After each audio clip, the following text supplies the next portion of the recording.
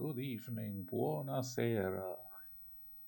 It is time for ARL to visit Imola, the 73rd round of their history and memorial round 30 years on from Imola 1994.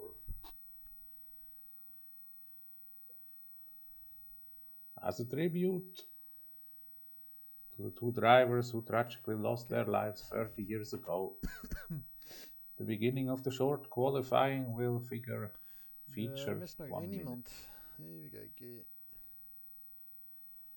Will feature 1 minute of silence. Dan Edwin en Turbo zitten die erin. Dan Turbo wel. En dan Edwin ook. Dus dat zijn de reserverijders. Dan missen nog iemand van de fulltime rijders. Brizin die zal er wel in zitten.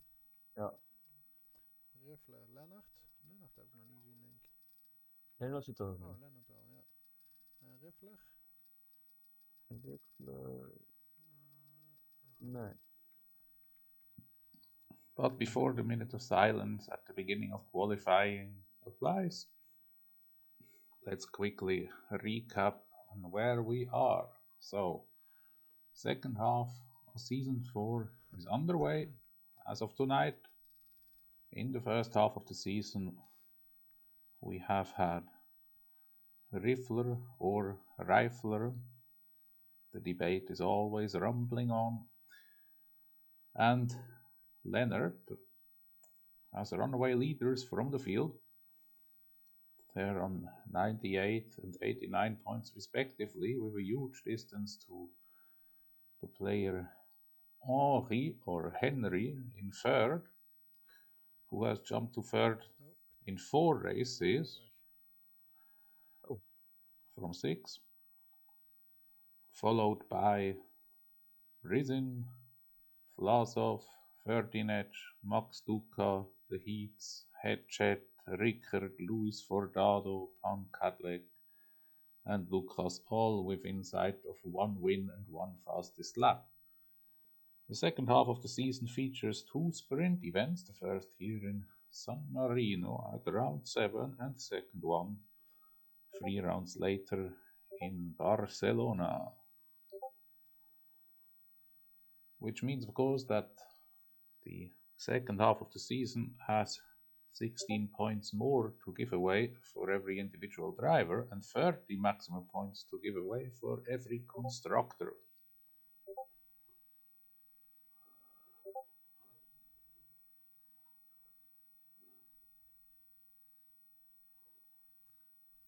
Now,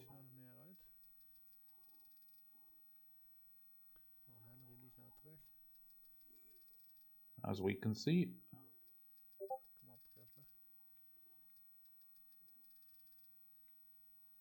the championship leader is currently not yet here.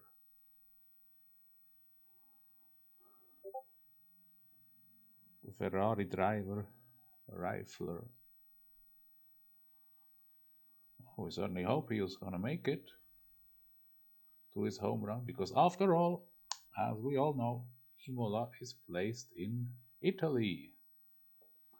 And in fact, Spaghetti Bolognese does have its home not too far away from Imola, because Bologna is the next biggest town, and of course, as such, the origin of sauce Bolognese. And here is the championship leader with his Greek flag. Ja, ik heb hem altijd op niet storen staan als ik een leak race. Ah. Ik heb ook inderdaad ook van hem nog uit. Was deze nog trouwens. And players are slowly getting ready, so let's see what this evening holds in store for us. Ik ga mijn kop al vasthouden. Ik ga mijn kop al vasthouden, anders ben ik zo meteen die zit te praten op de stream in een minuut stilte. Dat ga ik maar niet doen.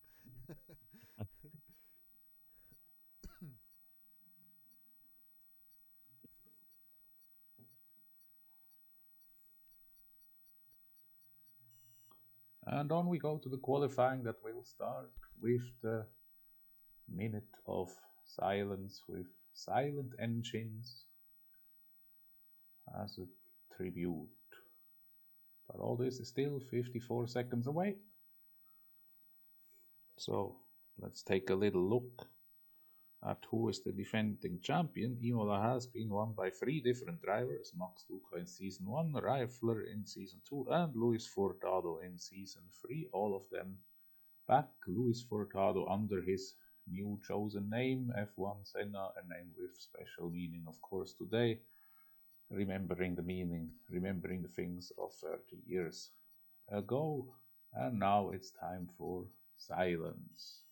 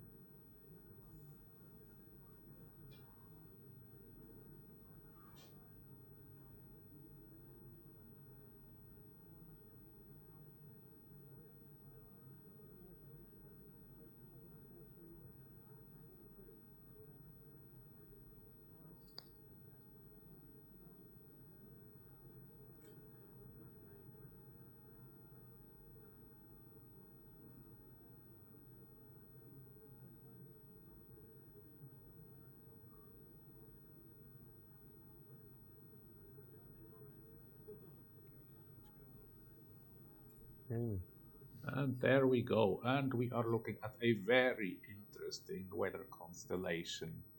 Dry quali, dry sprint, and potentially wet race. 27? Oh, so what do you do with the setup? Ja, dan is het maar zo. Well. Is that a trick? It must be a trick.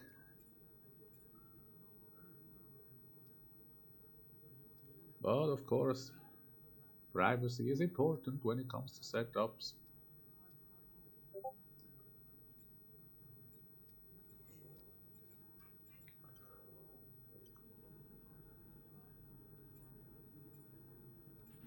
Right, the car's ready. Let's get it out there. So we are looking at slightly different conditions. A sunny qualifying, a sunny sprint, and a not so sunny race. Perfect for a bit of open tension.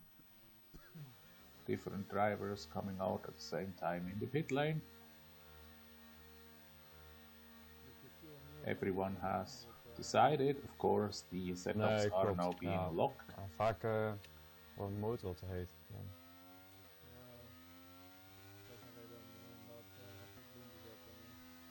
If you take that, sure. In fact, Ricard's teammate Lucas seems to be the first one out on track, already exiting Acque Minerali, the mineral waters, up to the high chicane Variante Alta. But let's focus on the picture in hand. We are now approaching the Villeneuve chicane, dedicated to an accident in the early 80s, followed by Cosa. Succes vast dan. This track here being what the Italians had called their own little version of the Nürburgring.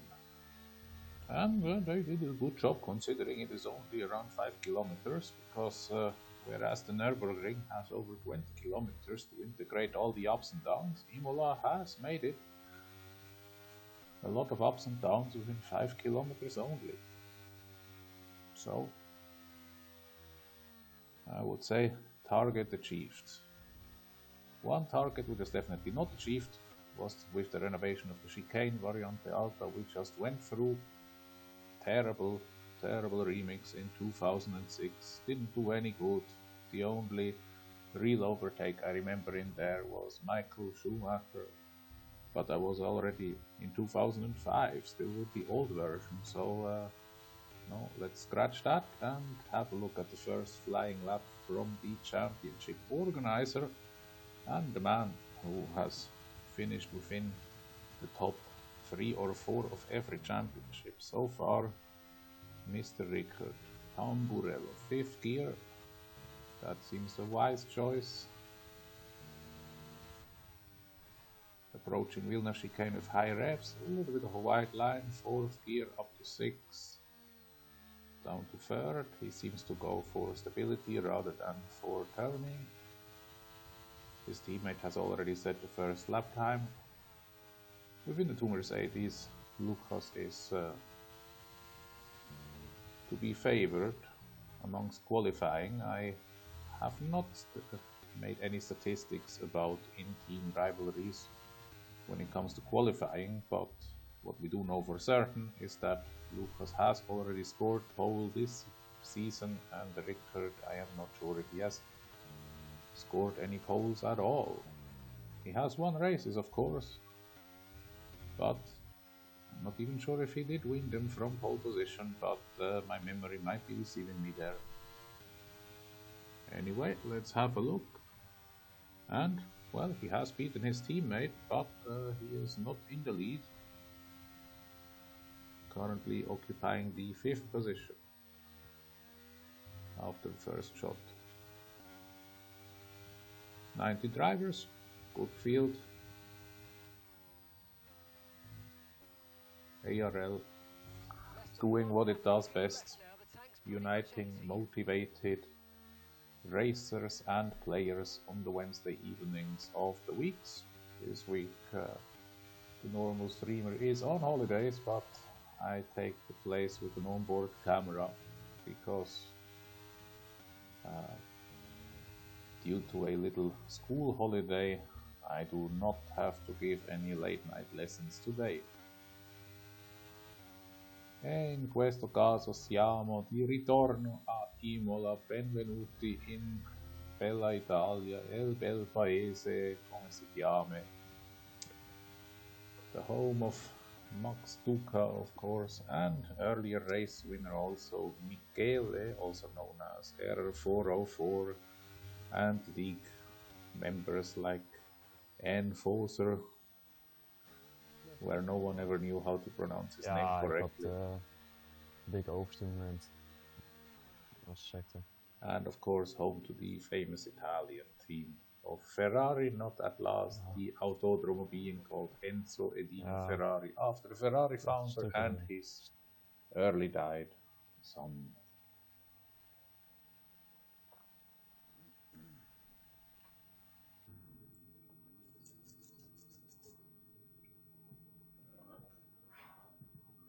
Imola itself, of course, as we all know, has gone through several constellations through the years.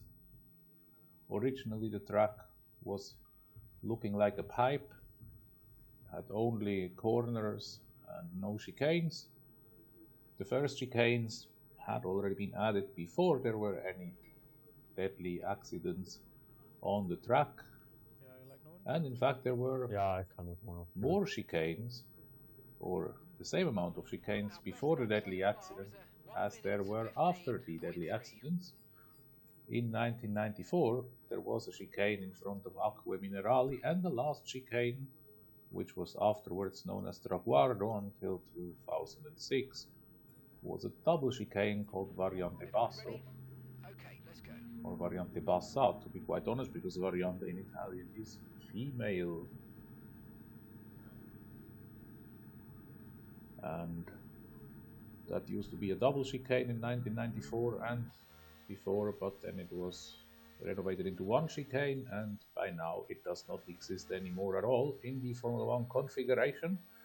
But other race series like the Superbike, they use a final chicane that goes slightly left before the start-finish line of Formula 1.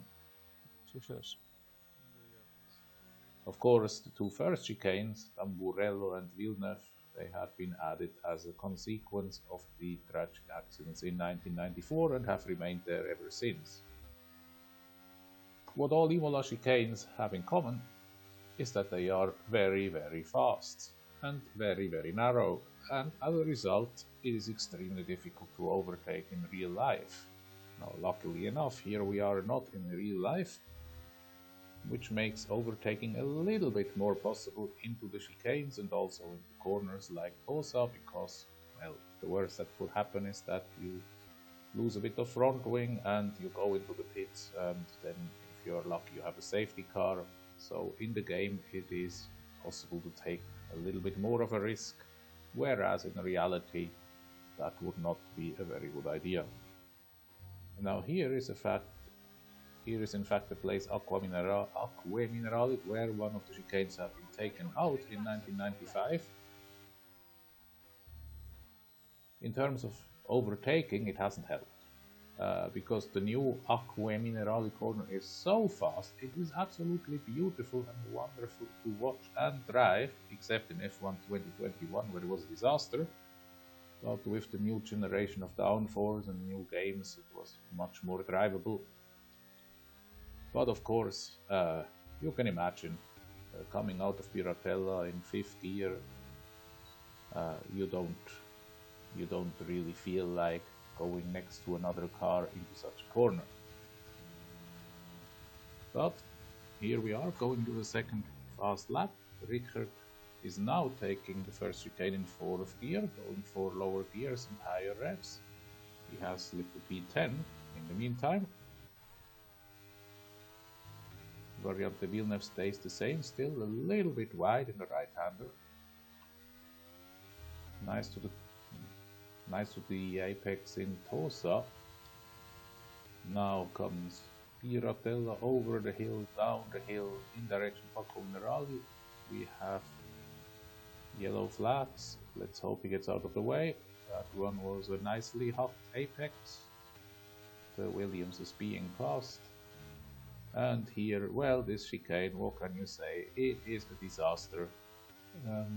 It hasn't helped overtaking after its installation in 2006. And we have a new fastest lap by Henry. And also Richard looks to improve his personal best. The top 5. Switches from P10 to P5. Again, ahead of his teammate. Oh, ja.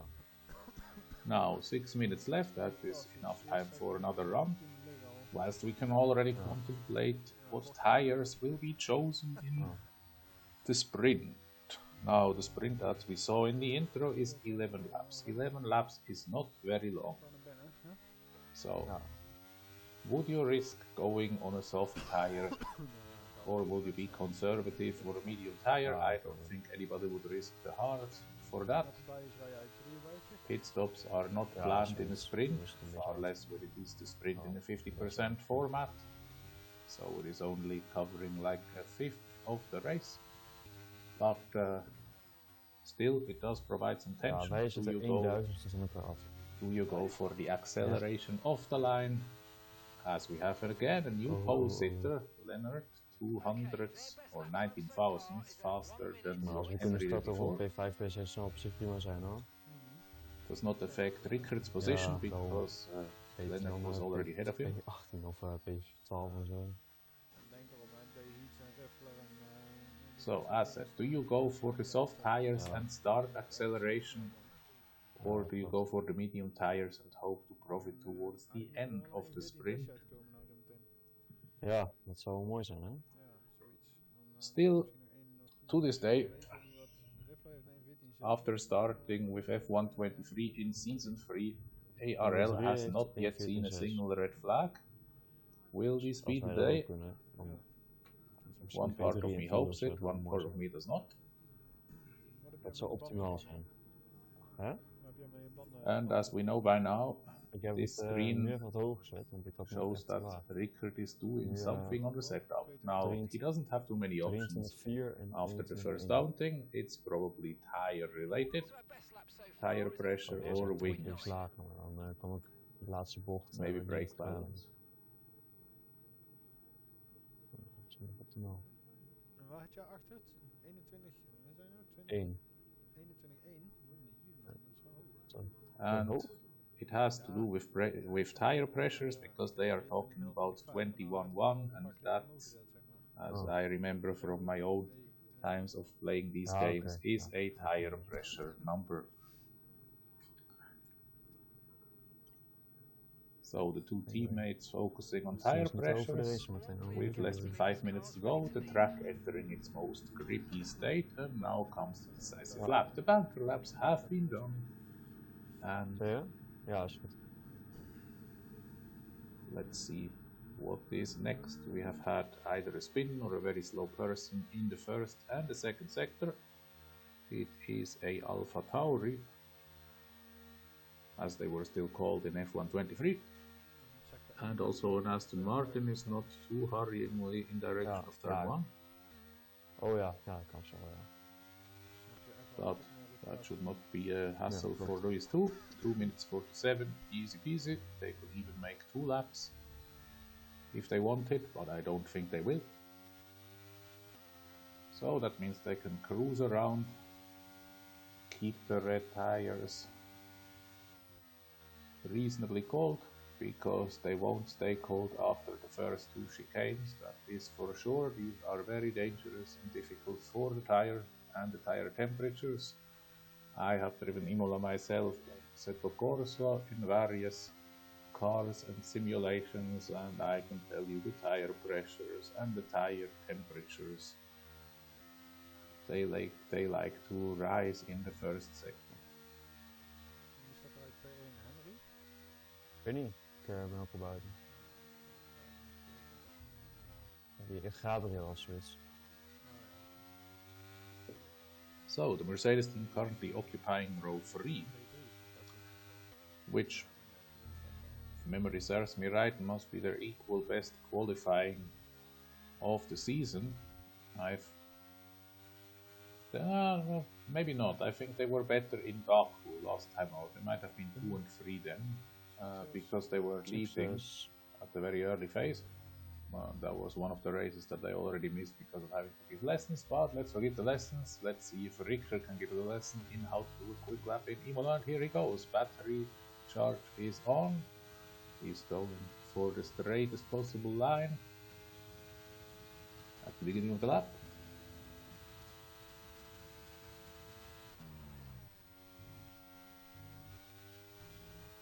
That is good. A little bit of tentativeness at the second apex, but the lap starts very well. 2/10 up already on his personal best. That is a very, very nice first sector. Just a bit off the apex, that's gonna hurt. Yes, you can see the numbers coming down, the delta. That was beautifully hit. 30 seconds left in the session. These informations are never quite necessary, but we get them anyway in the game, year in, year out.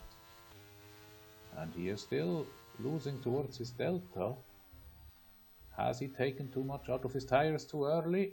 It would certainly seem so. Maybe the tire pressure was a little bit too high. That is a shame. And in fact, 2 persons have overtaken. He is now on P7. Qualifying is over, so he will not improve. Anybody who has started a lap can finish it. His teammate is half a sector behind him. Now there is a gap. Rivazza, haven't talked much about this, but as you know from the reality, every year somebody goes off at Rivazza. In 2020 it was Bottas, in 2021 I don't quite recall, and in 2024 it was Sergio Perez. And we have a new pole setter, a rifler, puts his Ferrari on in front. Will he stay there? We'll find out soon enough. After the car is in the garage, we'll have a look at the total standings.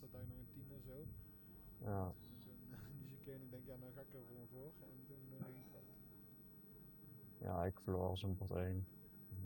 Dat is kloot ik helemaal. Lennart, Henry, De Heat, Prison, Senna, Pangerlek, 13 Edge, Rick, Lucas hier boven. Well, Ai. it looks like the order is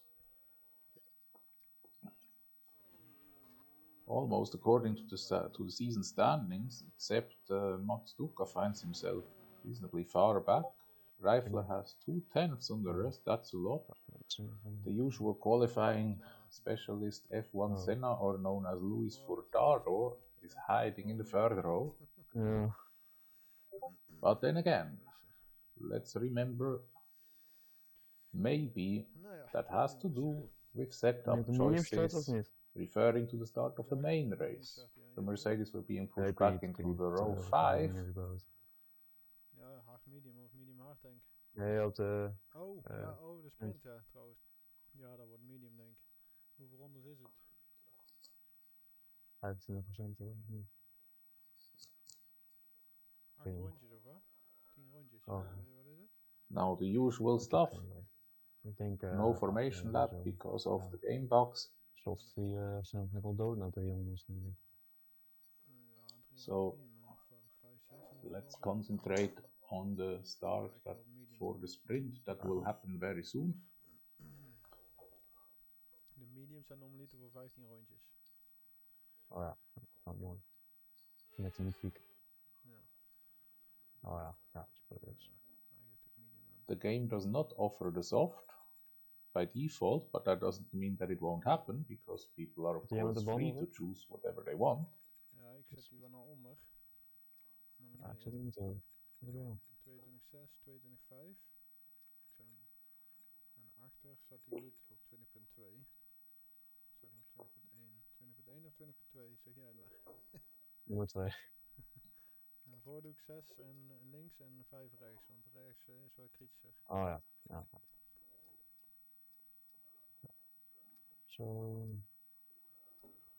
Resultaat. Okay. But why would you take a hard tire for 11 laps? No, I thought that would have been a mistake, so let's see. Ricker in the middle of the field is on medium tires. That is a conservative strategy. We see mediums on 13 edge and the surrounding other cars as well. And off we go. Ooh. Haas has a slow start. That's F1 Senna or Lewis. Rickert is catapulting past 13 edge. That is an unusual sight because usually 13 edge is a very good start. And very disciplined so far. And Rickert makes a demon start. First sector next to the heats. Past and the heats has gone, but I don't think there was contact. From 9 to 5, what is usually the working times, is Rickert's position in the first sector of the first sprint lap. Bravissimo! That was outstanding. Glad to have witnessed that. And we have Brisin on softs ahead of him. That should be difficult to pass, but in this first lap everything seems to be possible. Let's see what comes next. He's looking very well hooked up. And we see the heats on the back, and we have a lead duel between Reifler and Leonard, the championship duel going into the race duel. Let's remember, we are still under 2023 rules, which means that the DRS will not come into action until lap 3, which in Imola means at the end of lap 3, because it is allowed in lap 3, but only at the end of lap 3 is the first proper activation time. So that means Brisin has got 1.5 laps to try and overtake someone on soft tires. We have the top 3 in the championship, top 3 in the race. Leonard, Reifler and Henry. Henry upholding Alfa Williams. Ooh, Rickert running very wide in Piratella, but holding it. Many people have gone off there. He did very well. It's so far going very, very well for him in this sprint.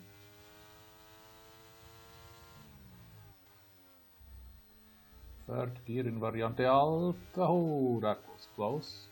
Maybe second gear would have been better there.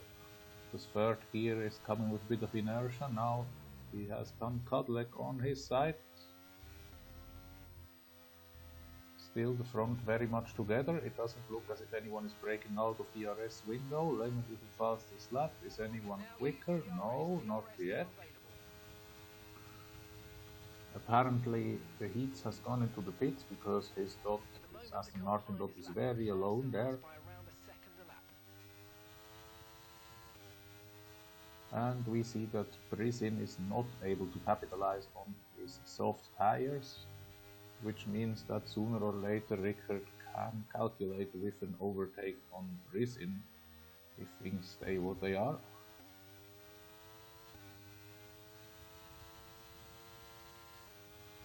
Apparently also Rickard's teammate Lucas had a problem in corner or in lap 1 because he is behind the field, and looking at his usual qualifying and race pace, that is definitely not very good odds.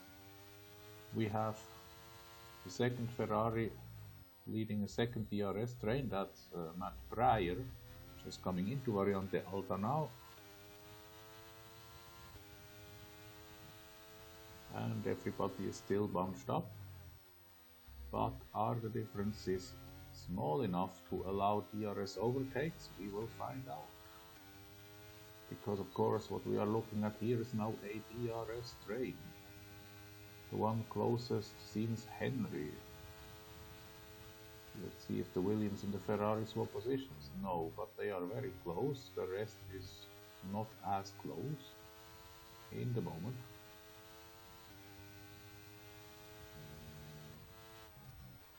That was a lot of curb, but good. Oh, Brisin has a slide. And of course that means that Brisin might somewhen say goodbye to the DRS of Henry, which might coincide with saying goodbye to position 4. Ja man, stuur er van op.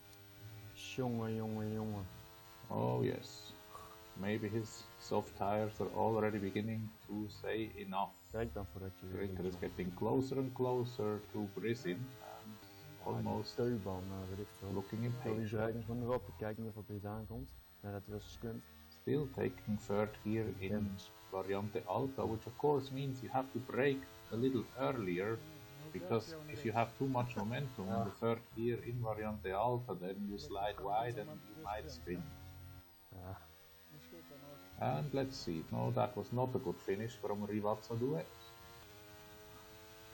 But still, Brisin has no DRS, Rickard has DRS, uses battery, and that was that. Will Van Kadlec be able to come after him? No. Will he be able to distance Brisin for an entire DRS window? He would be well advised to do so if he can, because the gap to the front three is big. But that doesn't look too likely yet, but Brisin's weakest sector is still coming up, so let's see how this develops.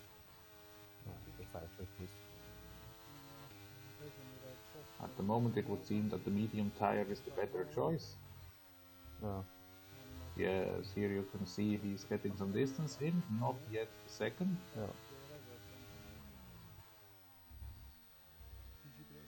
That was a little bit wide, so I think Brisin is going to remain in the DRS second, definitely, because as we know from the weekend, the DRS detection point has already been overdriven. So it doesn't matter how you deal with the Rivazza. But let's see, we have 5.5 seconds difference. Is that enough for Brisin to catch up? Rickard has been able to recharge his battery to 50%, but here's Van Kadlec, and he might be taking all of them. Wow, a double overtake. That is good driving, low wings, or both together for the Alpha Tauri, but of course it separates the fight for P4 further from the top 3, so I believe whatever happens here, the podium is out of the window. But considering he started P9 on the grid, that is still not disappointing. Now we're already at halfway point of the sprint race, 5.5 laps is the half 11. So let's make a little calculation forward. Where do you want to be? At the beginning and or where do you want to be if you finish the race ahead? It's the question between Pankadlek and Rickard. They seem to have similar pace. Brisin will drop off.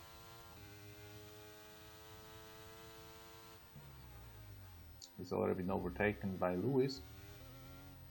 Now, can this distance here be enough to overtake before the finish line? With DRS, it does not seem so. So as a result, you want to do the overtake at the beginning of the last lap, which means if there is an overtake every lap, 7 Rickard, 8 Pankadlek, yeah. If it goes on with one overtake every lap, Rickard is gonna get it if he can secure the position back in the last lap. Okay, so the gap to the car ahead, 2.8 seconds. That is, of course, if everything stays the same. It is, of course, also possible that we are going to see another double overtake, which then might include F1 Senna or Lewis Furtado. But that's the beauty of it. You know something, well, you don't know everything. Also, Pankadlek had a bit of a struggle in Variante Alta last time, but this time Rickard has a struggle and Pankadlek is right upon him. Will he try an overtake maneuver into Rivazza? I wouldn't advise it. Rickard defends as well, but that makes him extremely vulnerable to both Pankadlek and Lewis. And here they come. Pankadlek is boxed in. And they both make it past. Ooh, that hurts. Now, does that mean that Rickard has slightly more wings and might be in an advantageous position at the beginning of the main race? Or is it really just the DRS that is so strong? Well, let's see. Maybe this time Rickard can do the double overtake and bring himself back into position. If not, it is a bit a more complex chess than I would have anticipated if it was only between Pankadlek and Rickard, if he can hang on. Not too many of these maneuvers, please, otherwise you'll... the tires won't have like that, even if we don't see the tire temperatures behind the ARL logo, but they will not be low. This is a lot of sliding that he puts into it, a lot of lateral load, a lot of temperature.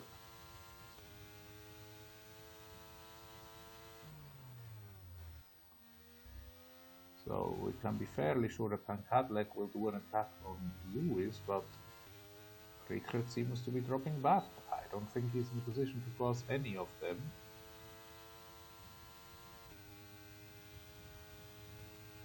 And Pankadlek is not yet passing Lewis. Are they trying to get away?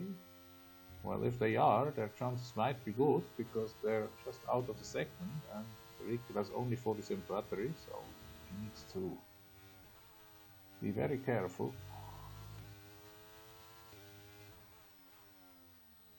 We have 3 laps to go, including this one. Right, we've got enough fuel for 3 more laps. Well, at least P6 seems safe, but it's a shame if P4 looked possible to have to save the P6. But let's see. It's not over yet.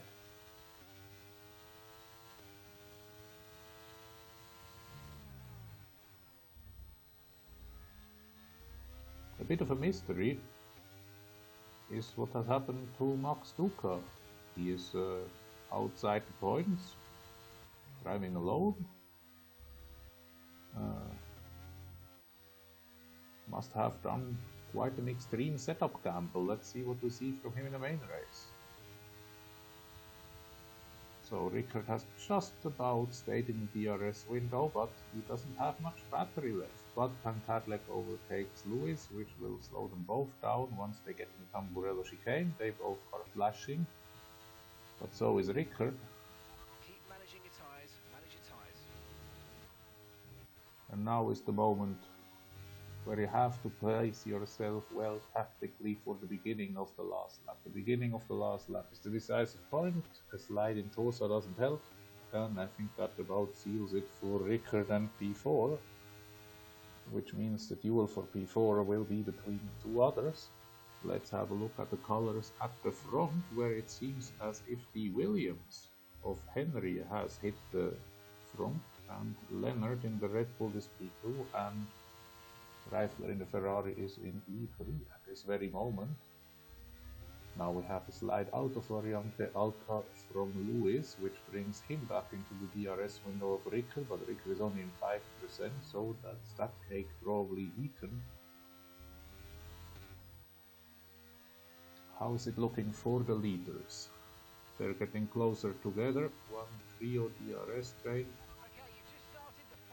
Leonard is catching up on Henry, catching up, but not passing. Henry is staying in front, but the front three are very close together. Leonard and Reifler have almost the same color. I think Reifler might have passed Leonard. And there is a spin. They both spin. Oh goodness me. Reifler and Leonard have come together in Villeneuve in the last lap. Which brings Rickert back again to P4, and he will be even madder for now missing on a sprint podium. Although it's not an official podium, but still it would have been nice. A virtual medal. But it's not over yet. Variante Alta could still claim a victim. But Henry has the 8 points in the bag.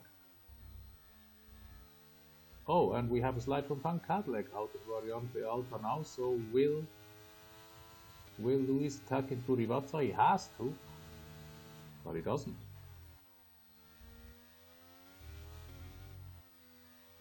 They're all flashing, so nothing's gonna move on that, and Henry has done it. Van Cadillac P2. Lewis P3, Rickert P4, Risen P5, 13H P6. Reifler and Leonard got back on track to finish P7 and 8. Will there be a report on that? We'll find out.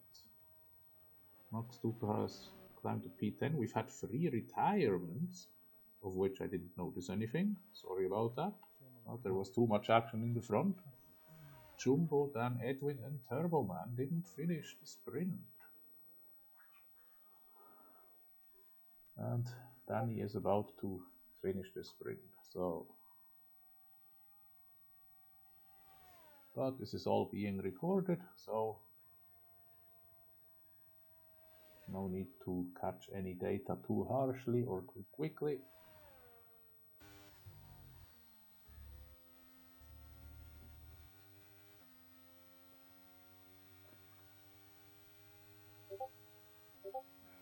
Un poco de acqua minerale o acqua minerale al fin del sprint e continuiamo nella direzione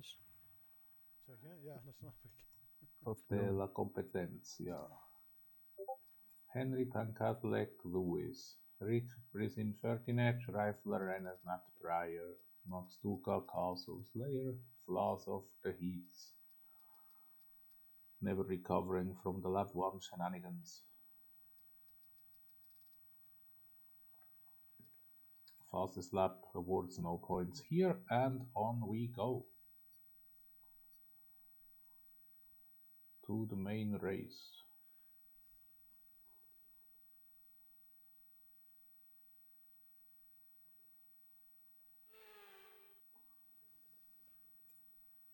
And it is not wet yet, but it will be wet towards the end. Oh, that is gonna be beautiful. I love it. I love it as a spectator, and I would have loved it as a driver. Rain towards the end means you have to start on the hards, or at least on the mediums, and stretch it for as long as you can, or you do a daredevil and start on the softs. If the prediction has been inaccurate and the rain comes earlier, that is wonderful. A double 6 in the mix, isn't that just what we all love?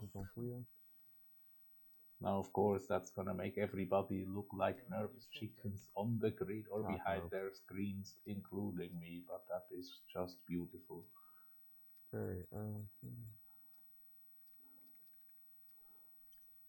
I believe this is a good strategy. Regenen en rij op de soft, heb je misschien nog wel meer grip.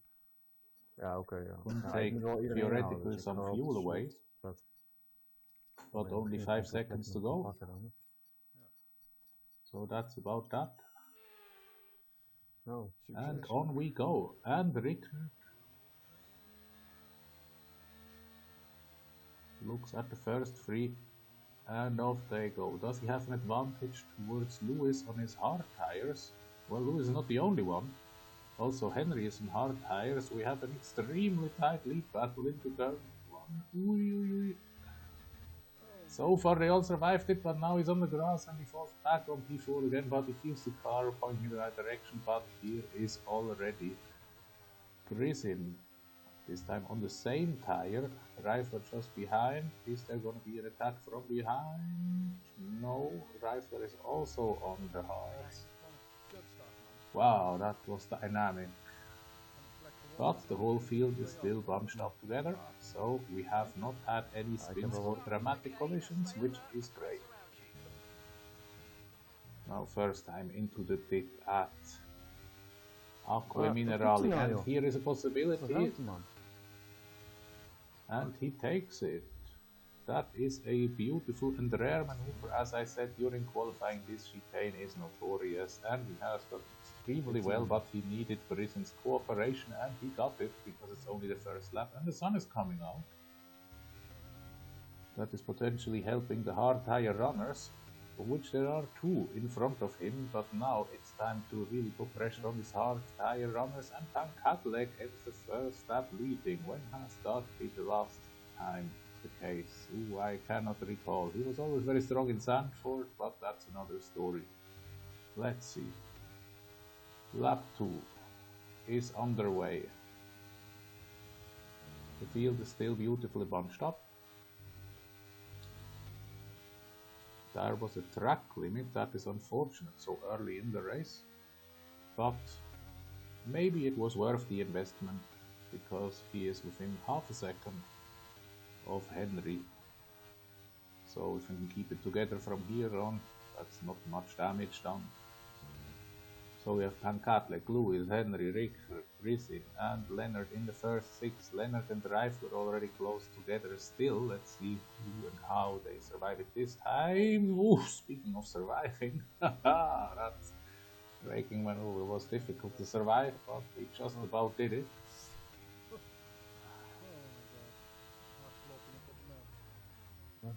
Yes, I could feel your pulse rising there.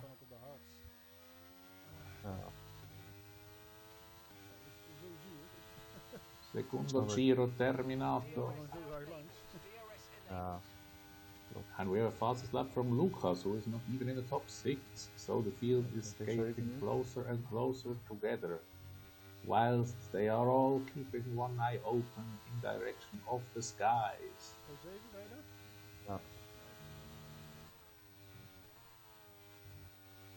That looks like a good line this time. No track limit violation.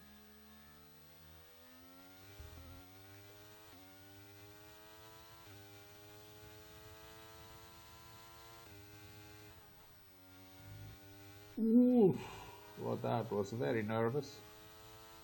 And we are already looking at 9/10 delta. Now keep up with the hard tire runners. Otherwise we might have a DRS problem.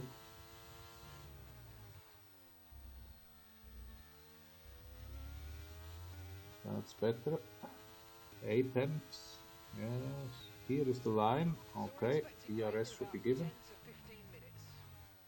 And here comes what we all wanted to hear. Rain expected in 10 to 15 minutes now. Translated into laps. 1.3 minutes per lap, that is 12 laps. The medium tire is the better choice. And that should give him an extra boost. So, push, push. Would the race engineer say, but he doesn't need that. He's already pushing hard enough, as we saw with the slides. But he's back within the DRS window, so let's hope he stays there and can put some pressure on these top 3. But it's always good to have the lead in the side. Now, one car has slightly dropped back. It looks like a second Alpha Tauri. That would be Jumbo, Tankadlek's teammate, so the field being in an Alpha Tauri sandwich at the moment. Very colorful, very expensive sandwich. Ooh, and we are looking at 1 second gap again. That has to be a daredevil chicane. Hope he gets it right. It's looked good. 9.6, 9.8. Oh no! Oh, he's about to lose it. Ay. And he only has 30% battery left, so he is struggling. Let's see if the game had a little bit of an error in measuring. No, there is no DRS.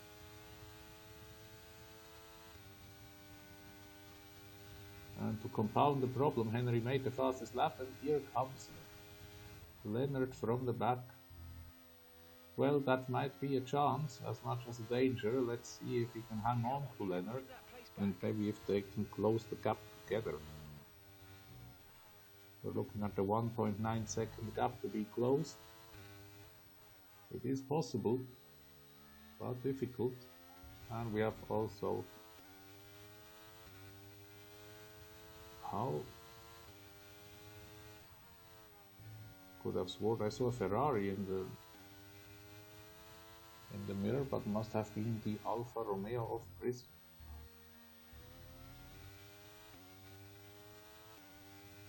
Now again, the front three are breaking away. We have 1.7 second gap to Leonard, who is not able to shake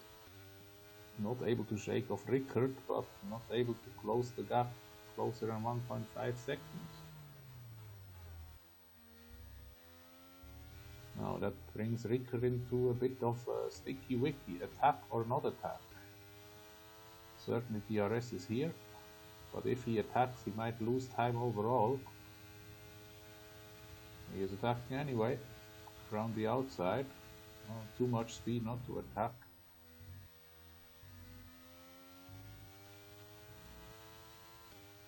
At least it didn't cost anything looking at the line through the Tamburello chicane. That was a bit much curb. Is he gonna pay now? It's okay, but the gap stays at 2 seconds. I think that is a DRS cut between P3 and P4.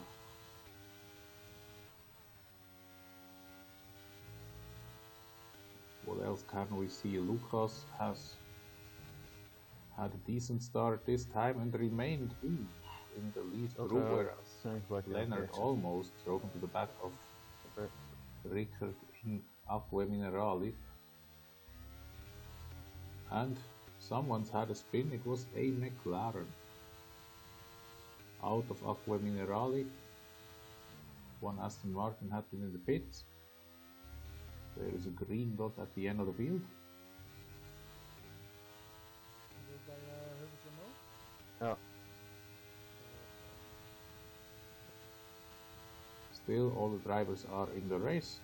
Nobody is anywhere close to being lapped, but there is some movement at the front. Now we have Luis Furtado, the season 3 winner, leading ahead of Tankadlek and Henry, and they are all still 1.9 seconds ahead of Rickard, who has not been overtaken by Leonard and runs very wide again and collects the second one. Oh, that is not very good. Lap 7 having 2. That is an emotional, psychological weight for the rest of the race. But then again, if it rains and the rain spreads the field, maybe the 3 seconds won't matter too much, but it's better not to have to. 1.6. Is there still hope? Of course, tanks are heavier now, which might favor the hard tires after a few laps. We're now in lap 7 of 32. Still, the gap is too big for DRS, and Leonard is lurking in the background. There will be another overtake, particularly with that slide in the last corner. Okay, keep an eye on that gap ahead, please. 1.6 seconds. Okay, so we're leading our teammate by 1.8 seconds. And as a consequence, Leonard has passed. If they don't find too much and only exchange positions on start-finish straight. It might help their race position. Oh, there is some action in the front three. Now that might actually help them close the gap. It's 1.2 between Lewis and Leonard now. 1.3. So this might be the lap to bring the lead field back together. Leonard is giving it his all. He's already flashing and he seems to make it. Yes. No, not yet. 1.1 seconds. Well, it's not for lack of trying. Ooh, that was almost a Leclerc in 2022. And it's mighty close. Has Leonard made it, or has he not? Ricker is certainly within the DRS of Leonard.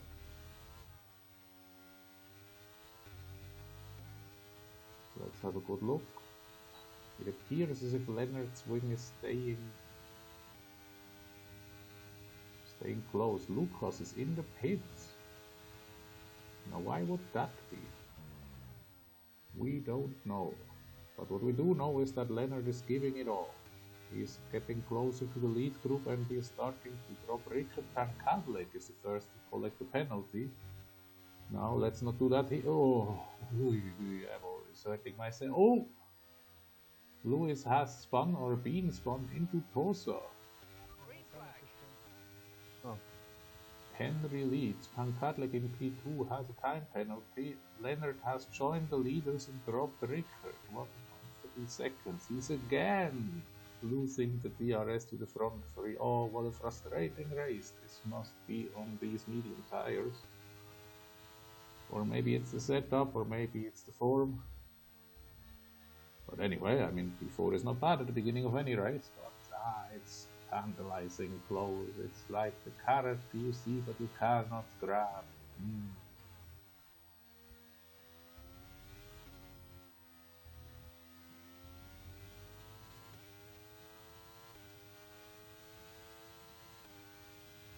Now, Lewis has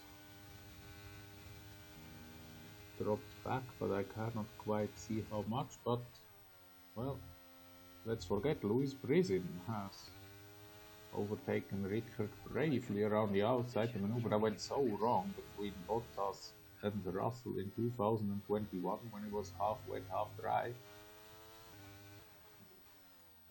Brizin did it spectacularly well in turn 1 of lap 10. Both of them on medium tires.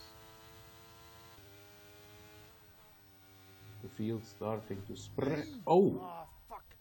And that is a spin out of Piratella.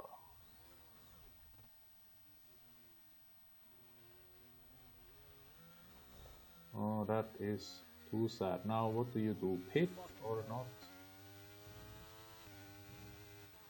Hoe gebeurde dat?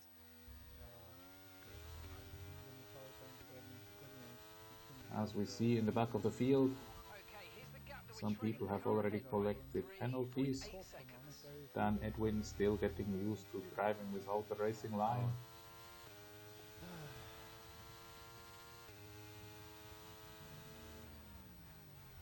We haven't heard anything about the weather recently. AI rijdt of zo. Now, apparently the front wing was not damaged beyond repair. Weather report. It looks like rain is inbound and we're expecting it in around 5 minutes. 5 minutes until the rain. Okay, dry Dan gaat het regenen. the best tire for now.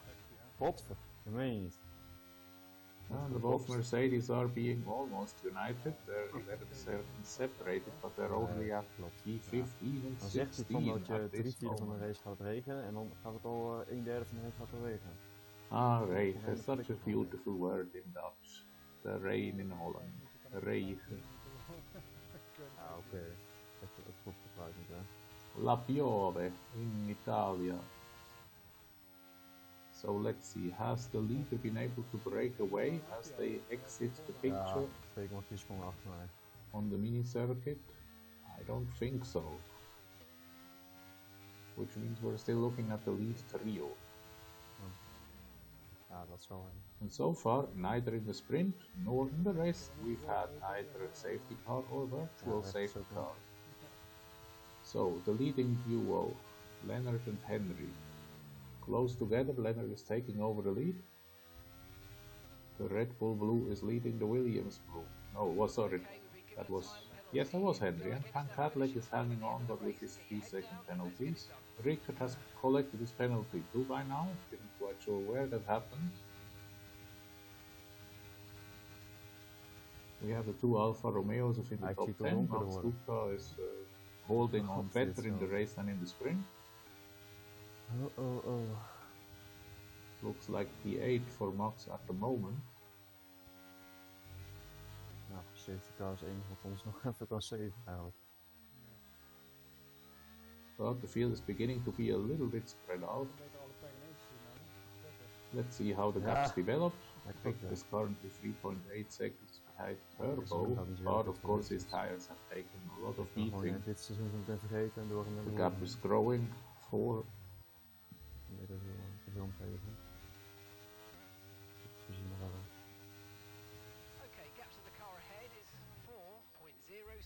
And his teammate is gaining on him before, after the resumption it was 11. Ik hoor wel van dat je zo achter ligt in Now it is 9. Dus dat je een beetje risky dingen kan gaan doen, hè? Qua strategie. Ja, je hebt bijna te verliezen. That is a talkative race engine. So far no driver has left the main race, which is good, because at the sprint we had 3 DNFs. Probably the notification would have been in the bottom line, but I won't see it because there is a golden line, a golden block. Ooh, another slide. Now what does that mean for the car setup? Maybe time to lower the differential bit. If you have too high differential, the slides are more realistic. Als nou gewoon het regen heel laat komt en dat gaining a little bit on the drivers ahead again on the 4 seconds. Dan loopt het zo in, hè? But that would have had to be expected. They're running 13 and 14, whereas he was before. Ja, ik denk het ook. And we have small interruption, another track limit, so probably that's where the penalty came.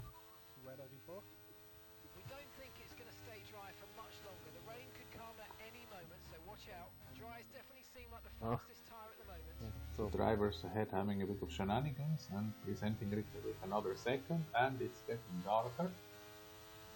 We still have 18, 19 laps to go.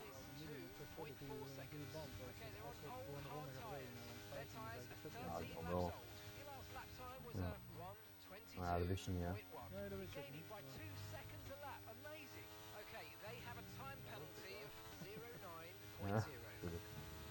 09.0, wow, who programmed that? Do you ever get time penalties with tenths of seconds? Ah, well, EA, nay, EA. Never mind, let's have a look at the front. Leonard is leading, Henry is second, and the Rifler is catching up. There is the bright red Ferrari dot ahead of the Haas, which is probably Lewis. Dan ga ik op hard blijven. Hè?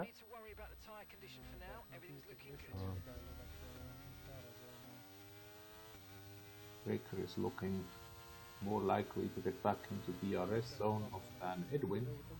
Ja, klopt. Dus kan we gewoon opmaken. And there is still a leading group. The first 3 are definitely within DRS window, but I'm not so sure about race 4 and 5. That might probably be Lewis and Rizin.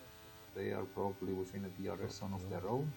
P6 13 Edge, P7 Max Duca, P8 Vlasov, P9 Matt Pryor, P10 A McLaren, either Danny or Castle. There is another slide.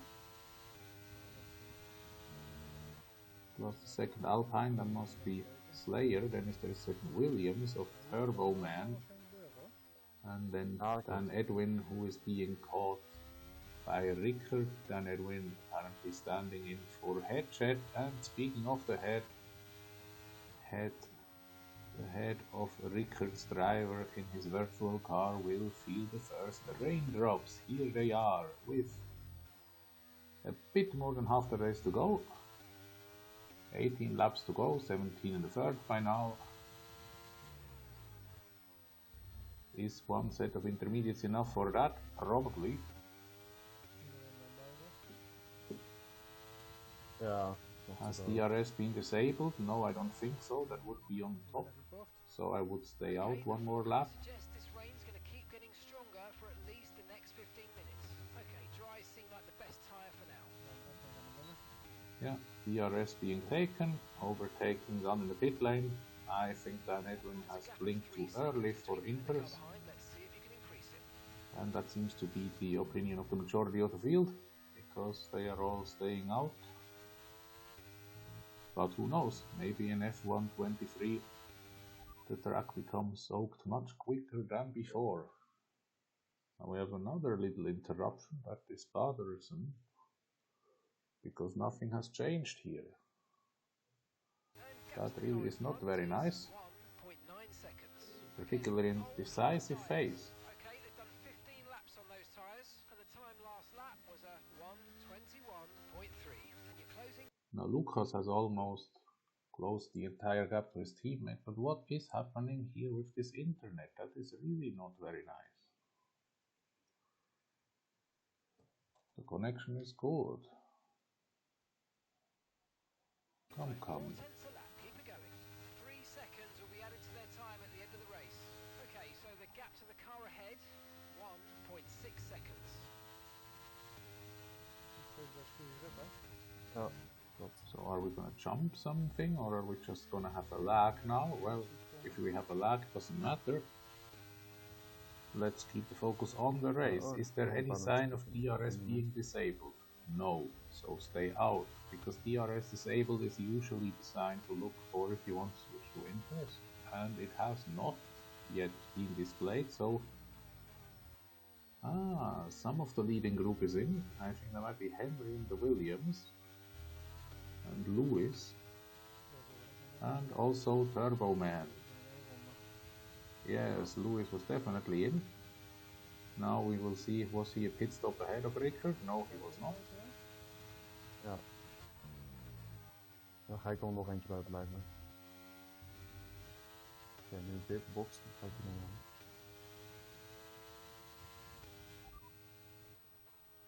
Now let's have a look at how the gap develops. Henry 2.8, 2.7. Their tyres are 16 laps old.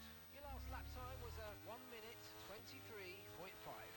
He's not gaining too much yet. Okay, they have a time penalty of 0.6. He is starting to gain, but that might also have to do with the age of Rickard's tires by now, so track is not soaking wet yet. Ja, klopt. And still we have not seen the DRS disabled sign. And there is another penalty. Ay, mamma mia. With an Italian hand wave. Oh.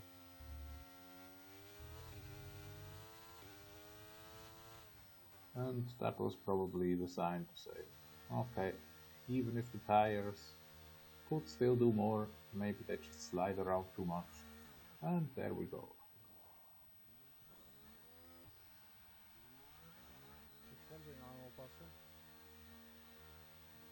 Dat kan. Vleugel. Okay, conditions are going to keep deteriorating for 10 minutes at least.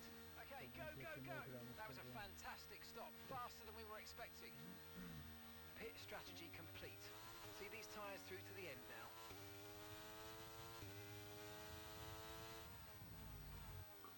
And we can see that he has been able to pass Turbo Man, so it was definitely a good idea to stay out longer. And we still have not yet heard anything of DRS being disabled. Let's see what the front does. Now this overcut might of course help Reifler. It looks as if also Leonard has been in. 2 Alfa Romeos are staying out. No, one is going in. That might be Max Duca. Ja, klopt ja. Die rijden de mediums, maar. Wat doet hij nou joh, die Danny? Godverdomme. And is that a een reported 20 man. puncture for Rickard's Wat is teammate het echt Lucas? verschrikkelijk dit. Ja, en dan heb ik damage ook. Oh, wat is dit een hel jongen, echt. And now the track is looking wet. So that might have been a very good timing. But still, we haven't heard anything of DRS disabled. Dat is wel niks anders, hè. Ah jongen, echt. Ik viel geen met 5 minuten door die bocht in één keer. En iedereen knalt er bijna tegenaan. Iemand die probeerde hoe heet het, te pitten en die kill die remt zo tering vroeg dat hij vol bovenop knap. Maar echt gewoon cool.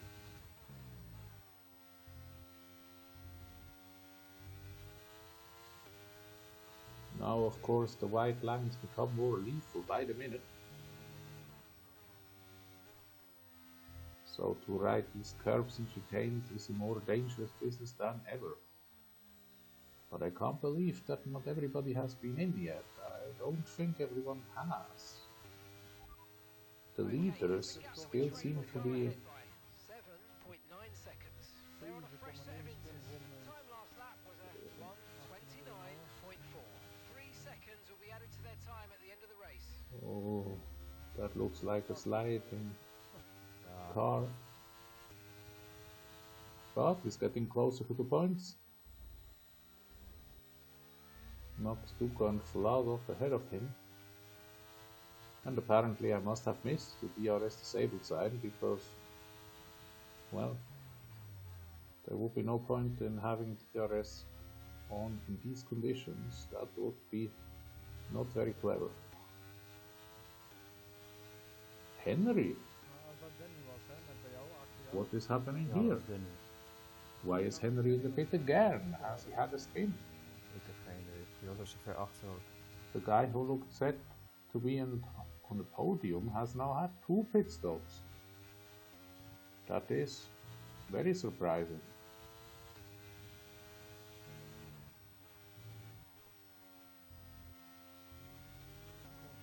Now we have Ja, kom 12 op. Godverdomme. and a half laps to go. 3 seconds. Maar je kijkt niet op, hè. Ja, dat is wel oké. Ricker is getting closer to the points, but he still has to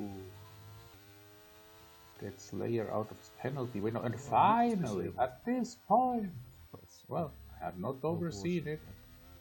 Well. Is that the realistic point for the game? Well, maybe Ricker was thinking the same, but he shouldn't think about that, but focus on the Dan braking heb ik point. nodig bij 11. Dit is net dan zo'n grap dan in voeren. And we have a spin in turn 1. There is an Aston Martin stationary. So looking at the field right now, it seems as if Leonard is ahead of the rest of the field. There is a white dot, that would be Lewis. Then we have Reifler and probably Pankadlek, which would mean that 13 is in P5, Danny in P6, unless we still have Castle. Gap to your teammate behind is Ooh, 7.5 seconds. another slide. That must be an edgy setup.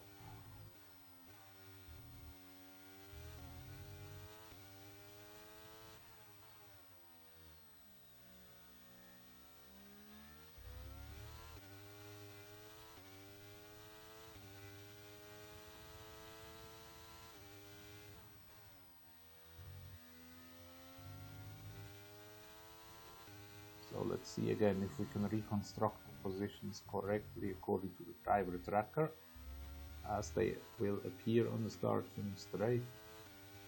We have the Red Bull of Leonard leading. Seems to be the only Red Bull in the Wat? race. Nou, ik heb instant penalty. Time last lap En ik ga 2 centimeter van de baan. 34.2. F1 Senna P2, Pankadlek P3, but where is the Ferrari? Aha, appearing there, just overtaking or not overtaking Lewis. They must be so close. And Lewis is stationary in Tamburello. Oh, is that the report coming? Pankadlek passing Reifler. Dynamic stuff.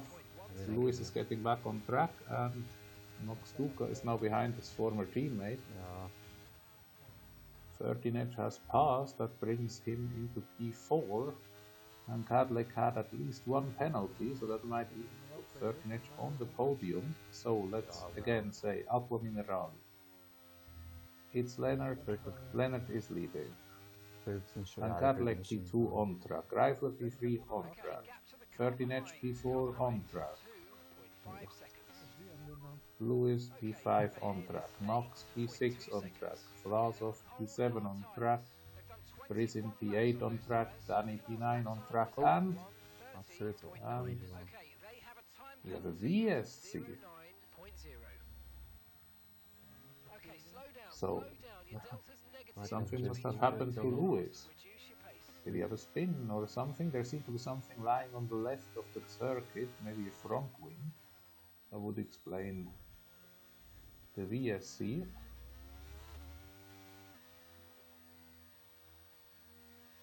Now Matt Pryor is cruising up behind Rickard, potentially robbing him of the points that he currently has. VSC ending. We're going green. Maintain positive delta until the green flags.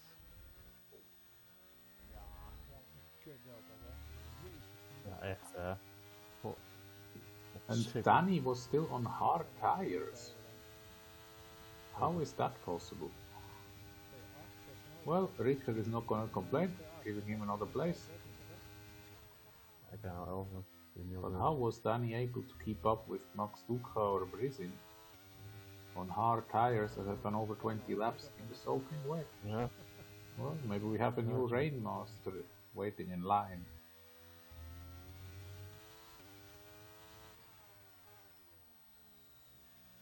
Certainly by now the field is looking to be all on the green stripe intermediate tire. And the last 10 laps have started, so now it is a question of keeping up the concentration, keeping up the rhythm. Both of which Mr. Rickard unfortunately has not managed at this very moment, which brought him another penalty. He's on +9. I don't think I've ever seen a race with so much penalties from him, and he's now being passed by Matt Pryor. So apparently not the right setup neither for the qualifying nor for the race, but it was going reasonably well in the sprint. No more DRS now, of course. Let's see if he can repass with battery use. Certainly using the battery and certainly gaining. But with 9 seconds more of penalty, a pass at this moment is almost pointless, particularly considering that Matt Pryor has been gaining on him. So Matt Pryor must have been gone for a more full wet setup, or a half or 2/3 wet setup in comparison to Rickard. And Matt Pryor has now also collected penalty. My goodness me. Well, with all of these chicanes and corners like Piratella, Aqua Minerale, of course, Imola was always a candidate for high drama when it comes to the time penalties. Has anything changed at the front? Yes. Reifler has been passed by Pan Cadillac. It's not the 3 seconds yet. And Aston Martin of maybe Dan Edwin has had a spin, is close to being lapped.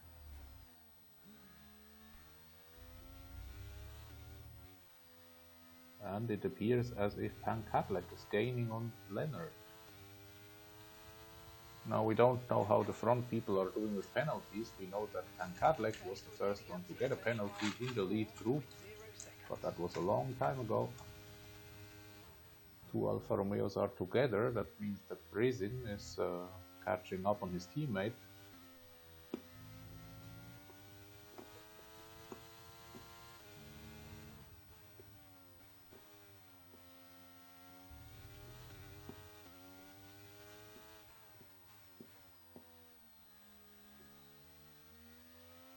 By now the question of questions might be, is one pair of intermediates enough or might be worth to try and go for another pit stop.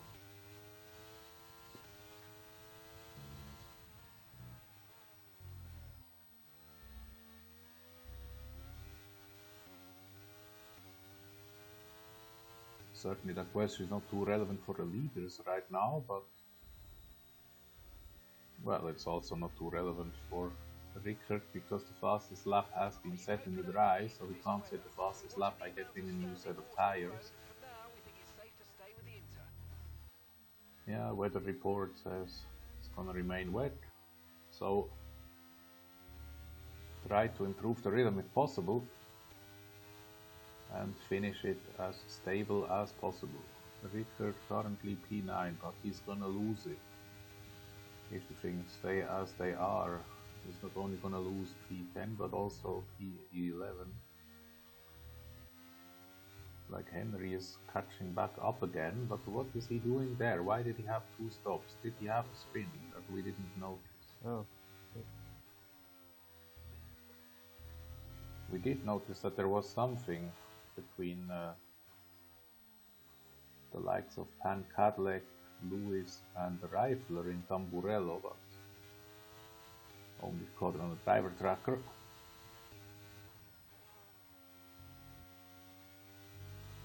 Now Henry is catching up quite fast. Okay, be careful. We think you're going to start losing some tyre grip anytime now. Does that mean that it might be the better idea to switch on the full wets? If the inters are losing and the rain is keeping heavy, maybe it might be a good idea to switch onto the blue labeled tires. At least that's how it was in F1 22 when I drove my last race in changing conditions. There was one point where the inters were getting cold because it was too wet. And after all, not much to lose. But he's not trying yet, and it's only 6 laps to go. So probably better to try to hang on, but that's an added complication. If tire temperatures on the inters drops, it becomes even icier. So let's have a look at the leading group. It's getting ever closer. The top 3 are definitely within touching distance on the track. There is the lapped Jumbo ahead of them, I believe, or not quite lapped yet.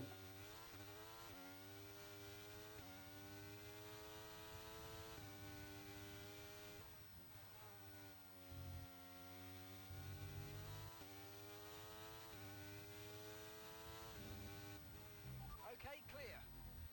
There must have been a spin in Piratella. Oh, and there is a spin out of Acqua Minerali, or Acque Minerali to be quite precise.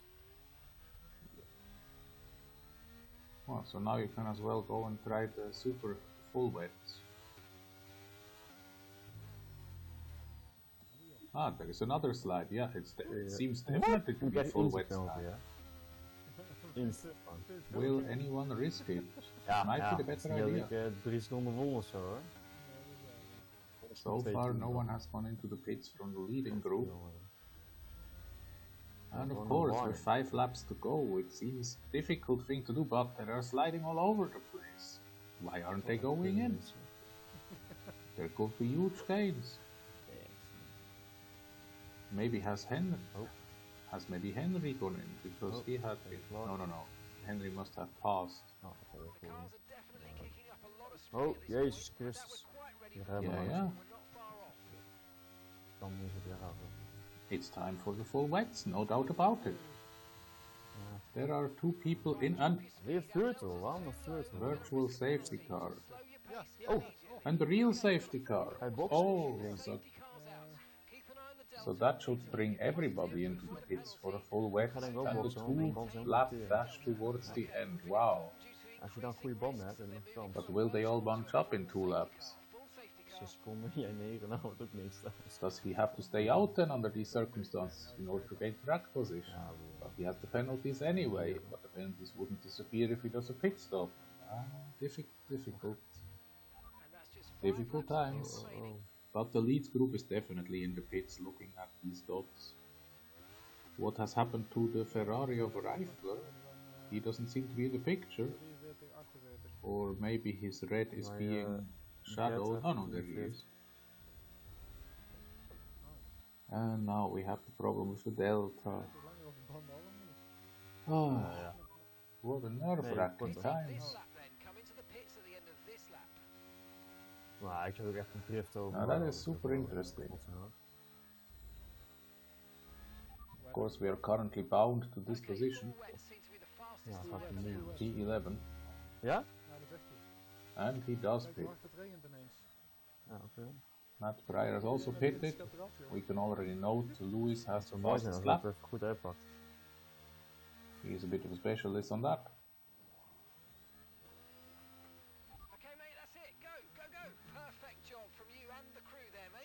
So the safety car is behind Acque Minerali. Ja? What has happened to the Alfa Romeos? One Alfa Romeo is close to the leaders, the other one is currently in Tosa. But more importantly, what will happen to the drivers and the safety car? The safety car is at the end of lap 29. Usually the game takes the safety car in with 2 laps to go, which means the safety car has to stay out 1 lap. But is 1 lap enough for these guys to catch up? Rickert is almost 2/3, 3/4 of a lap behind. Well, at least he's not under a safety car speed limit anymore. That's dramatic. That's low, huh? So, safety car entering lap 30. And now there is a delta again. Why is there a delta again? It's unnerving. Nou, like this, he'll never catch it. Ik moet gewoon stil gaan staan, anders kijk gewoon het eruit toe. Maar nu is die delta opeens weg. Ja. Dan moet je gas zetten. Safety car has done 1 sector of lap 30. Ja, dat wel, ja. The leading 5 are already united behind it. I believe it must be the leading 5. It could also be the leading 4. Very, very difficult to judge. So there is a second group. Alpine, Haas, Alfa Romeo, McLaren, Ferrari.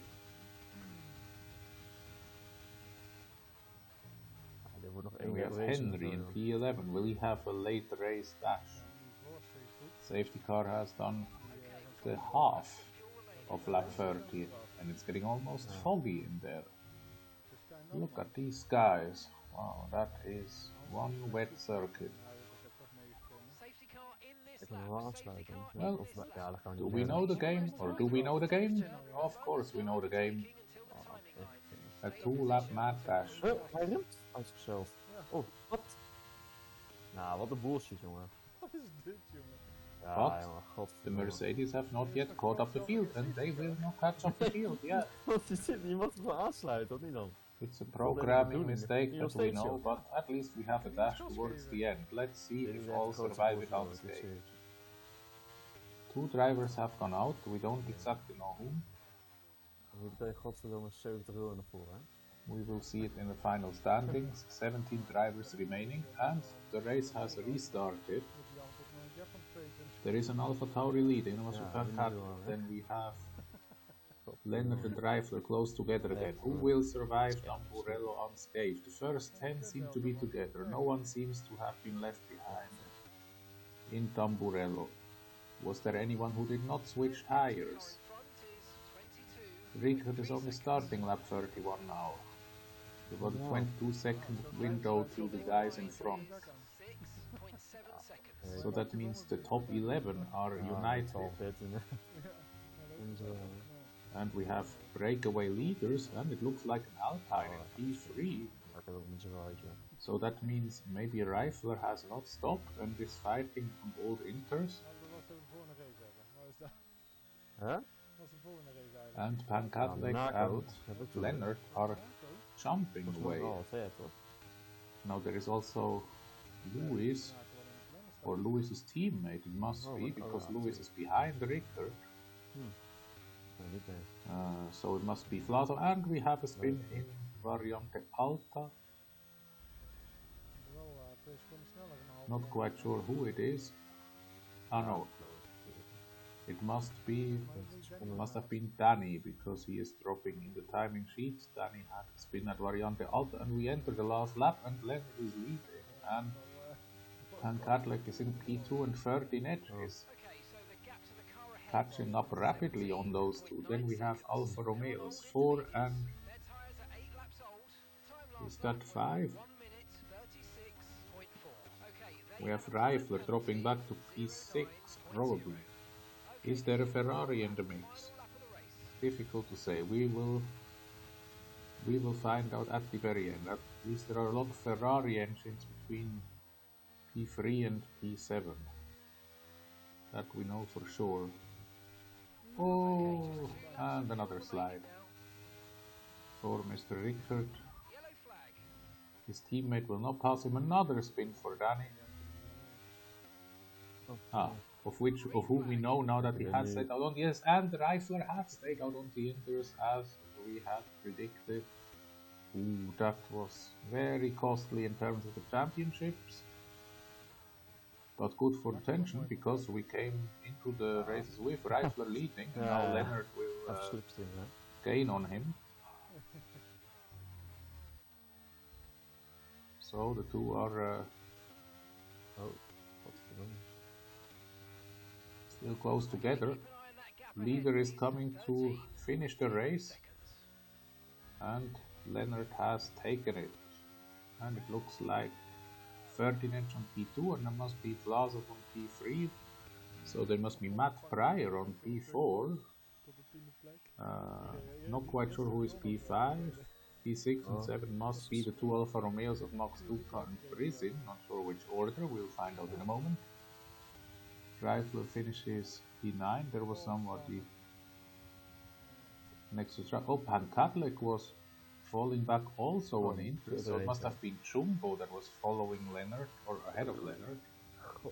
But Jumbo has been lapped, so he is at the back of the field, and here we have the results. Leonard ahead of 13 edge, ahead of Vlas, Matt Pryor indeed P4, Brizin P5, Henry P6, Max Duca P7, Slayer P8, Reifler P9, Pankadlek P10. Reifler and Pankadlek, the big tire gamble losers towards the end, together with Danny, who spun like a top, as the Englishmen like to say. And that was it. Wow. Intense times, and, well, we needed a bit of rain to commemorate Ayrton Senna da Silva, as they like to call him in the Dutch television. Of course, the Netherlands and Brazil also having special connections, but that's another story for another time. Here we have the podium. The Netherlands, Sweden, and the USA. Flags being shown. That will make Logan Sargent happy if he finds time to watch the stream.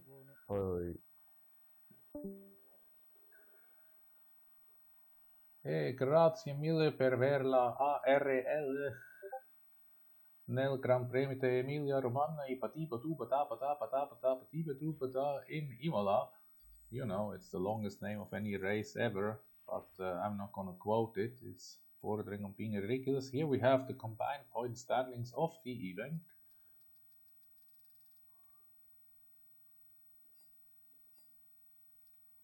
Let's have a little look at the race itself. Almost nobody escaping penalties. The fastest lap not being rewarded any point because Lewis finished outside of the top 10. And let's see how dynamic the report section is gonna be. I'm pretty sure we're gonna have one or two, because there were some happenings in Tamburello chicane, but that we leave to the racing gods of ARL. Now, after almost 95 minutes, it's time to say grazie mille per una gara strepitosa delle ARL in Imola. Alla prossima next week. Retro Ghost will be back in his place with the usual streaming quality. I hope you enjoy this when you see it uploaded. Buonanotte. Goodbye until the next time.